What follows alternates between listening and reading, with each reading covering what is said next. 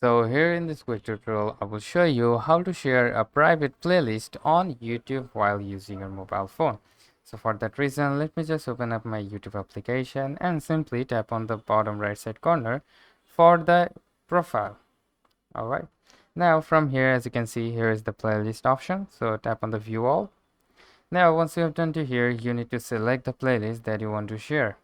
So this is the playlist. If we go to the options, as you can see, this is the playlist and it is been selected as private.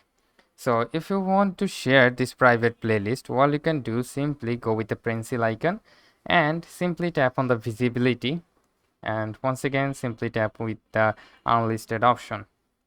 So if you make the playlist unlisted, it is not actually public, so anyone with your YouTube channel link cannot actually access this playlist. If you share the link like to your friends or family, anyone, then they can simply check out the playlist. Rather than that, it cannot be seen in your YouTube channel. So that's how you can share a private playlist on YouTube.